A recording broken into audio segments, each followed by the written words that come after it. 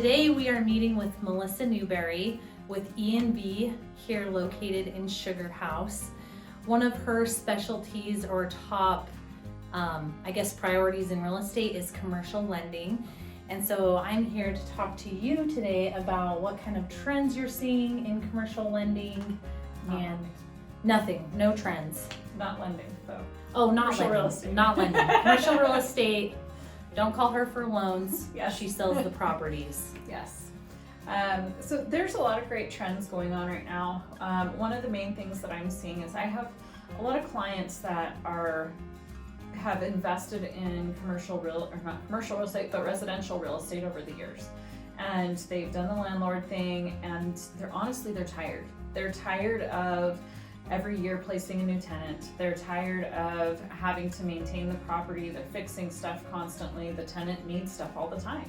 And so they're coming to me going, I don't want to pay the taxes on this. Can I buy something else that would, be great, but I just don't have to be as involved all the time. And so I've really been directing my clients towards commercial investment. And they assume that if they don't have millions and millions of dollars, they can't get into the commercial real estate. Oh, that's not true. There are some great investments for less money. We've done deals this year under $1 million. I think one of our deals was $600,000, and it was an office condo with a tenant in place. They had a 5-year lease. There's an HOA that manages the building, and they walked in as an investor and are making great money on their returns. That one had a over 7% cap rate, and my client has been so happy with that, and he is collecting the money every month, and he doesn't have to maintain anything. And so there's just some really, really great investment opportunities when you have a tenant in place and a great building, and the situation is just perfect for you to just capitalize on your money and enjoy seeing the profits coming in and not be busy all the time. Tax-wise, have you seen people doing 1031 exchanges or leveraging, like you're saying, the equity that they have built up in their residential real estate, rolling that into commercial seamlessly versus dealing with capital gains or other issues you might otherwise have? Yeah, so the majority of those clients are using a 1031 exchange to move their money without paying taxes. So they're selling their residential properties, their investments, vacation rentals, whatever they are, and they are now putting it into the 1031 exchange accommodator. They're holding onto the money and doing that process, and then when we find the right replacement property, they're rolling it over into their replacement property, which for the most part this year has been office condos. We also have some people that are investing into their own business. They're starting their own businesses up, but then also having tenants. And so they're doing, we can jump over to the SBA part a little bit. SBA is doing some amazing things for owner-occupieds right now. Just last week, they started a new program because of COVID that they are but they're taking care of the first 6 months of payments for their loans. It's insane.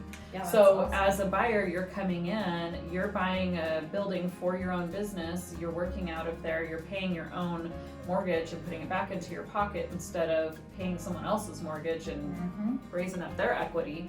And the SBA is going to make your first 6 months of payments for you. How long this is going to happen, I don't know. I don't know how long. They were doing this program last year for a little while, and then they just restarted it again. So there's some really great things there. And if you can afford to, buy a building that has opportunity for growth, where right now it's bigger than what you need, but you can lease out part of it. So according to SBA, you only have to be in 51% of it. So that 49%, you can lease out to other people, and you can make money on those rents, have them pay part of your mortgage, and then you've got money coming in on top of the money your business is making. And the SBA is making some payments for you. Rates are pretty good with them, and they don't require all the amount of money down as other as a conventional loan. Yeah. So they've just got some really, really great opportunities, and so we're seeing a lot of business owners doing that as well and making the jump from leasing and doing these long-term leases to now where they're just trying to buy their own buildings because it just financially makes so much sense. A lot of times they're paying less than a mortgage than they were in rents. Oh yeah. So It's crazy out there right now. And really what I'm hearing you say is really you can customize anyone looking to get into commercial lending, whether it's small or big, basically talking them through their scenario to see what's going to work for them, how involved they want to be. There's options out there for everyone. So if you're looking to get into commercial real estate, here's your gal. She's the expert, Melissa Newberry with UMB.